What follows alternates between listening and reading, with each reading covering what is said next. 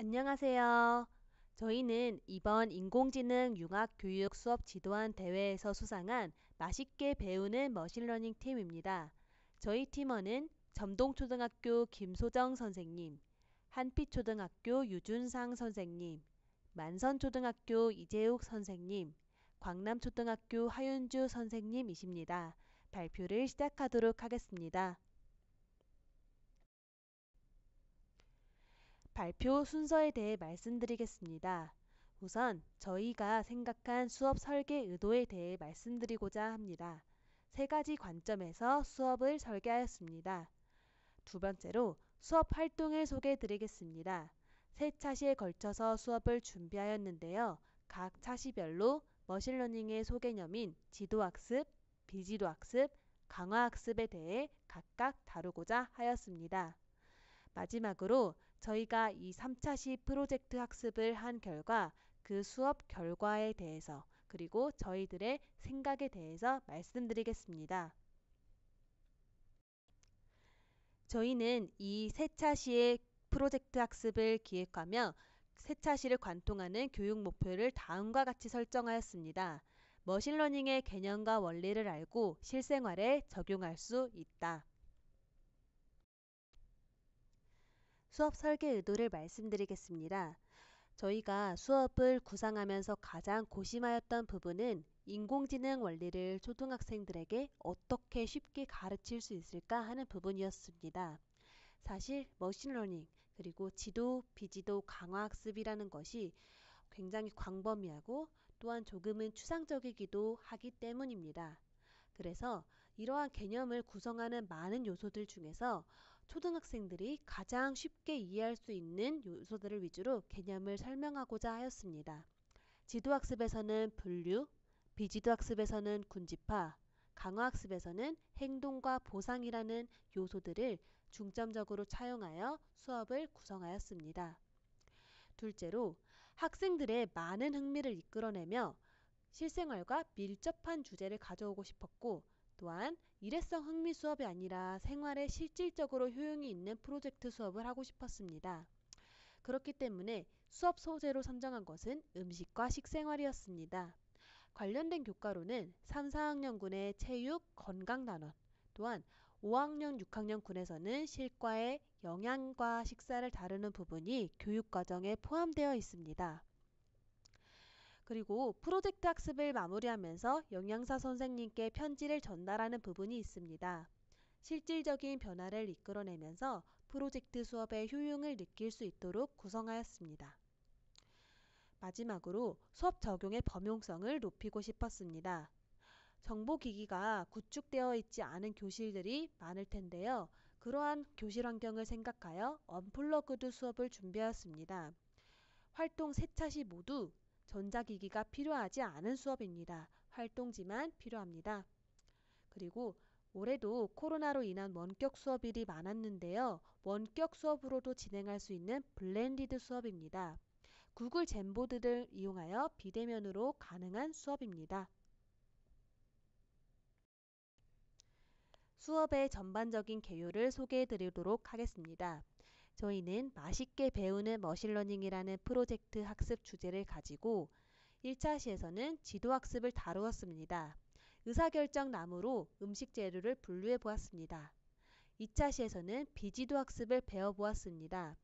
군집화를 활용하여 공통된 요소로 음식 메뉴를 묶어보았습니다. 3차시에서는 강화학습을 배워보았습니다. 개인별 맞춤 식단표를 구성하는 연습을 하였습니다. 본격적으로 수업을 소개해 보겠습니다. 앞서 말씀드렸듯이 1차시에서는 의사결정 나무를 통해 지도학습의 원리를 이해하자를 학습 목표로 설정하였습니다. 동기 유발을 하며 수업을 시작하게 되는데요. 선생님이 좋아하는 음식 스무고개를 합니다. 스무고개를 한 이유는 질문을 하면서 범위를 좁혀나가는 모습이 지도학습의 분류 개념과 비슷하기 때문입니다. 그리고 문제 제기를 하게 됩니다.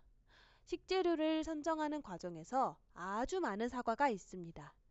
이 중에서 신선한 사과만 걸러내고 싶은데 인공지능은 여기서 어떻게 신선한 사과만 골라낼까요? 그러면 학생들이 나름의 방법을 강구하는데요. 분류하면 쉽고 빠르다라는 결론을 내게 됩니다.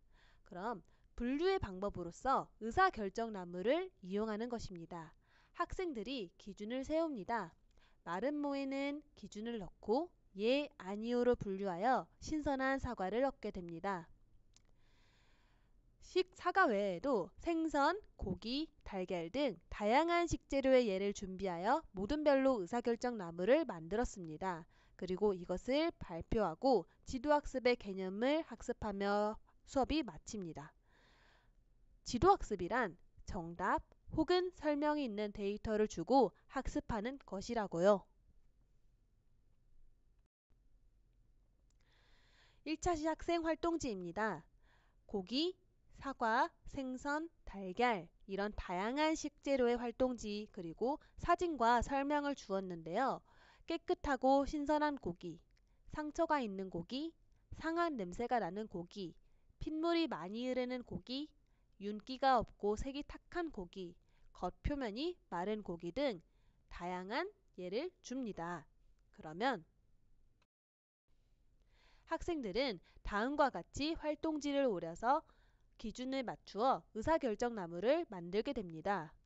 여기서 한 가지 흥미로웠던 점은 같은 고기를 가지고 의사결정나무를 만들었어도 의사결정나무에 단계가 적은 학생들이 있고 또 여러 단계를 더 거친 학생들도 있었다는 것입니다. 다음은 2차 시입니다. 2차 시에서는 나만의 뷔페 만들기를 통해 비지도 학습의 원리를 이해하자 라는 학습 목표를 설정하였습니다.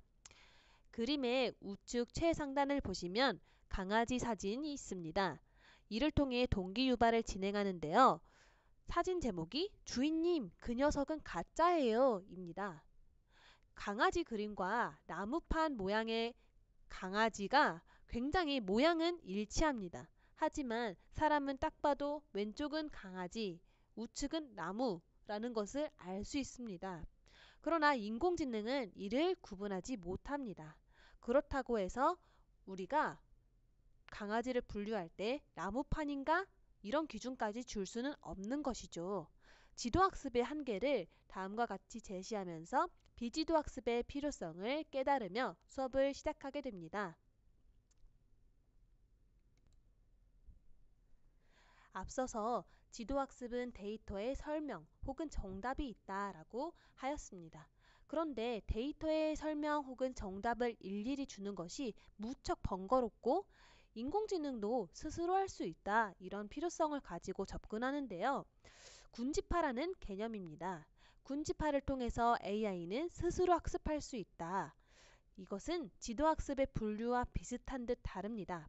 기준을 제시하는 것이 지도학습이었다면 기준을 맞추는 것은 비지도학습이다 라고 설명을 하며 수업을 진행하였습니다. 그래서 다양한 음식으로 군집화를 진행하게 됩니다. 선생님이 제일 좋아하는 음식 스파게티, 짜장면, 짬뽕, 냉면 자, 이런 음식들의 이름은 모르더라도 어떤 공통적인 특징이 있습니다. 바로 면류라는 것인데요. 이렇게 아이들이 기준을 맞추는 활동을 통해서 군집화의 개념을 자연스럽게 체득할 수 있었습니다. 그래서 다음 활동으로는 친구가 군집화를 해보면 그것의 공통점을 찾고 기준을 맞추어 봐라 라는 활동을 진행하였습니다. 이를 더 확장시켜서 나만의 땡땡 뷔페를 만들어 보았습니다. 비지도 학습을 생활에 적용해 보았습니다.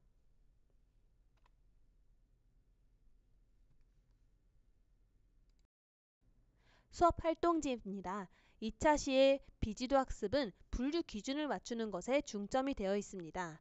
여러 가지 음식 사진을 주면서 다양하게 군집화를 해보도록 합니다. 사람마다 모두 음식의 기준은 다를 것입니다. 어떤 사람은 빨간 음식, 혹은 어떤 사람은 튀긴 음식, 어떤 사람은 한식 이렇게 분류할 것입니다.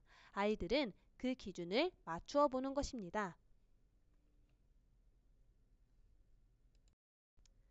또한 이 수업은 비대면으로도 얼마든지 가능한 수업인데요. 저희는 구글 젠보드를 활용하여서도 비대면으로 진행하였습니다. 물론 그냥 오프라인으로도 진행할 수 있습니다. 활동지를 오려서 붙이면 멋있는 뷔페 완성작이 완성됩니다.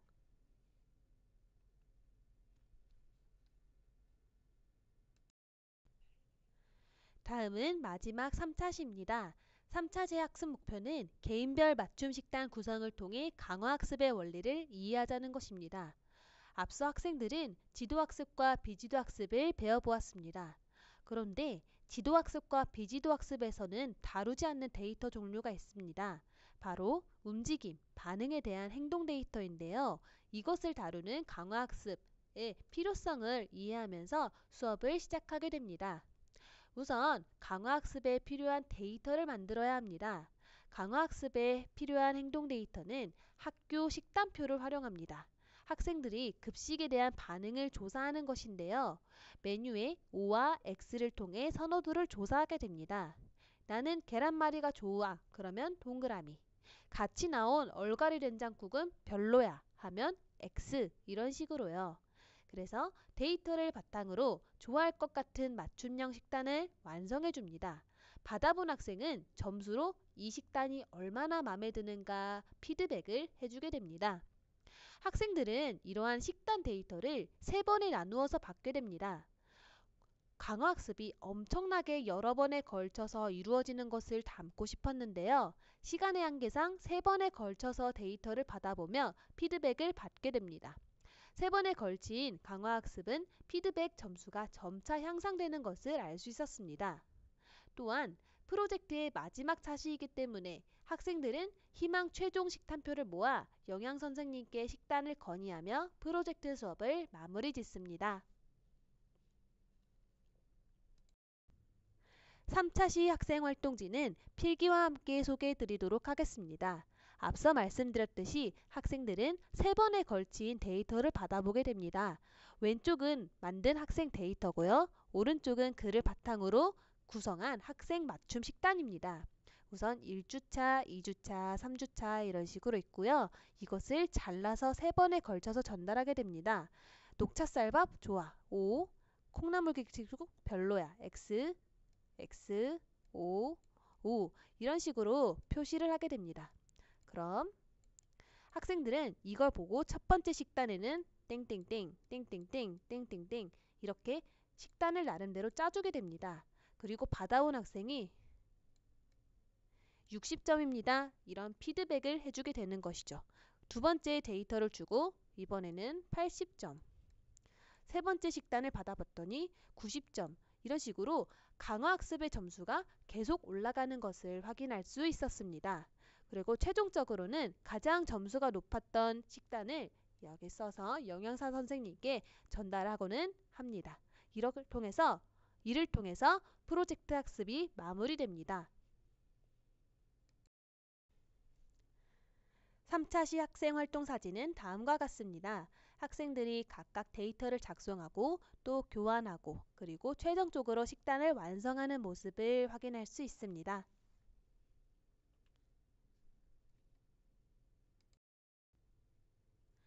적용 결과 및 소감을 말씀드리도록 하겠습니다. 우선 저희는 차시별 평가와 프로젝트 학습 전반에 대한 만족도 조사를 진행하였습니다. 차시별 평가는 지식, 기능, 태도 면에서 진행되었고요. 다수의 학생이 학습 목표를 달성하며 인공지능 학습에 흥미를 보이는 모습을 관찰할 수 있었습니다. 특히 기능과 태도 면에서 굉장히 높은 수치를 보였습니다. 프로젝트 학습 전반에 대한 만족도 조사는 흥미도와 만족도 면에서 진행하였는데요. 둘 다 3.9, 3.8 이렇게 나와 그렇다에 가까운 긍정응답을 보였습니다.